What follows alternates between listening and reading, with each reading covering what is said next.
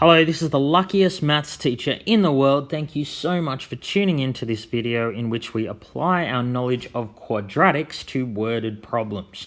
So these worded problems usually involve two quantities being multiplied together and we have to find what the quantities are. So let's go ahead and look at this example. The area of a rectangle is 120 centimeters squared. Length is 7 centimeters more than the width. We will now find the dimensions of the rectangle using quadratics.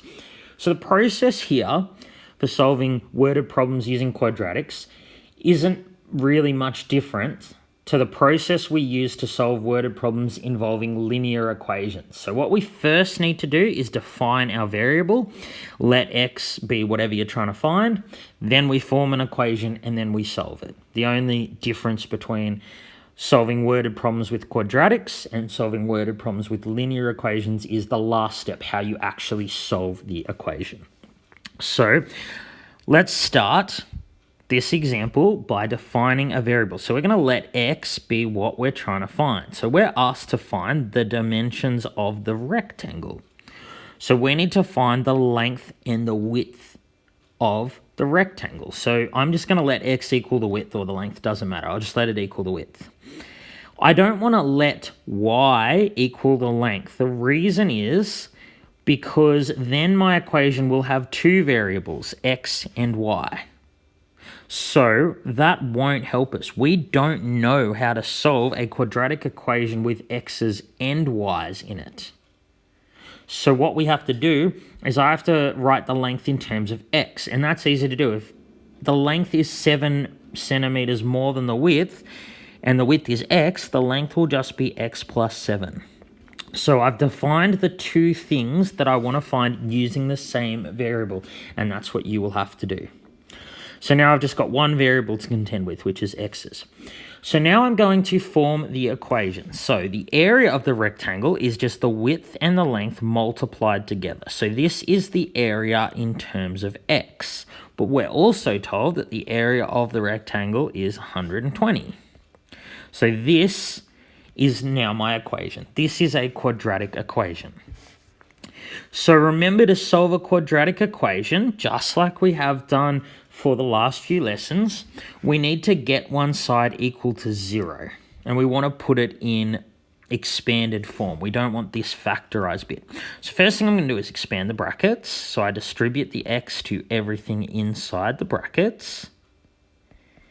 Now, the right-hand side is equal to 120. We need it equal to 0. That's the only way we know how to solve quadratic equations. So I'm going to subtract 120 from both sides so that I have one side equal to 0. And when you do that, solving it is just exactly as it has been for the last few lessons. Now, to solve this equation, because it's monic, the coefficient of x squared is 1, you can use the process where you find two numbers that multiply to this number and add to this number. So that may be a little difficult in this case because 120 is a large number and it has lots of factors. So if you don't want to use that method, if you can't think of two factors of negative 120 that add to 7, you might prefer to use the quadratic formula. So I'll write that up for you again. So remember it talks about a's, b's, and c's. So a is the coefficient of x squared, b the coefficient of x, and c is the constant term. Okay, and remember this part under the square root is called the discriminant, which is usually written with a triangle. So the discriminant b squared minus 4ac, we're just going to check what that is first to check if there are any solutions. So b is 7, so b squared is 7 squared, 49, minus 4 times 1 times negative 120. Okay, so that gives us a positive number 529. So because this number here is positive, that means there will be two solutions. There's really no point going on if there were no solutions. We would have done something wrong. Okay, so let's go ahead and use the quadratic formula. So for this equation here, as I said, we've got a equals 1, b equals 7, and c is not 120, it's negative 120. So I'm just going to put these into the formula now. So to solve this equation, I have x equals minus b plus or minus the square root. Now we already figured out what b squared minus 4ac was. I think it's always helpful to figure that out first before doing the rest of the quadratic formula, over 2 times 1, okay? So the square root of 529 is 23. So we have two solutions. We have minus 7 plus 23 over 2, which gives us 8. Or the other solution is minus 7 minus 23 over 2. Now that gives you minus 15. Okay, so we want to exclude that solution here because remember x was the width of a rectangle. We can't have the width being minus 15.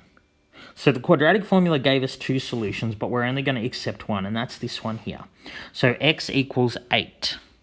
So remember, x is the width. That means that the width is 8, and the length was 7 more than the width. So it's going to be 15. 8 plus 7, okay? And we're done.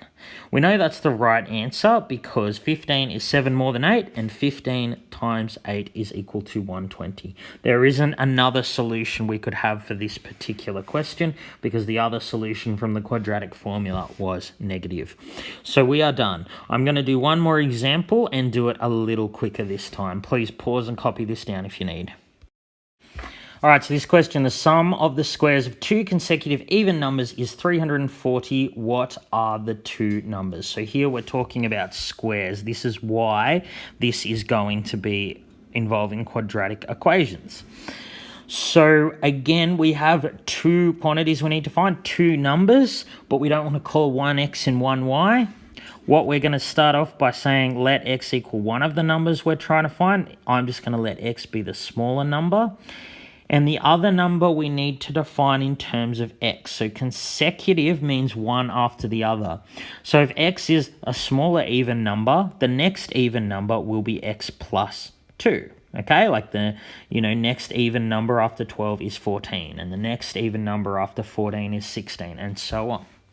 So now we've got to put this into an equation. So the sum of the squares. So we square the first number, we square the second number, add them together, and we get 340. That's our equation. So let's go ahead and expand the brackets. So hopefully you're really quick at doing this now.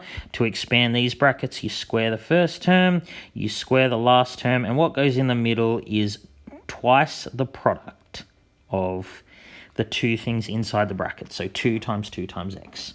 And that is equal to 340. Let's just collect the like terms. These two are like terms. So we get 2x squared plus 4x plus 4 is 340. Now, of course, we have to have one side equal to 0. So just like in the previous example, I'm going to subtract 340 from both sides. And that way one side will equal 0. So I get 2x squared plus 4x. So 4 minus 340 is negative 336 is equal to 0.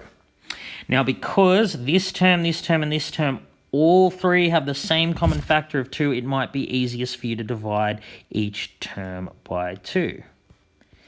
Okay, so now we've got a situation where we can find two numbers that multiply to 168 and add to 2. Again, that might be a bit hard for you to do, so you might be better off using the quadratic formula. So A, the number in front of x squared is 1, B, the number in front of x is 2, and C, the constant term is negative 168. So let's first look at the discriminant. So the discriminant, which is the thing that goes under the square root in the quadratic formula, is b squared minus 4ac. So b squared is 4 minus 4 by negative 168 times a, which is 1. So that actually equals 676, so it's clearly a positive number, therefore there will be two solutions. So x, to solve this equation here, x will be minus b plus or minus the square root of the discriminant that we just found over 2. So, square root of 676 is 26. So we have minus 2 plus 26 over 2. Our other solution is minus 2 minus 26 over 2. So this first one gives us a solution of 12. The second one gives us negative 14.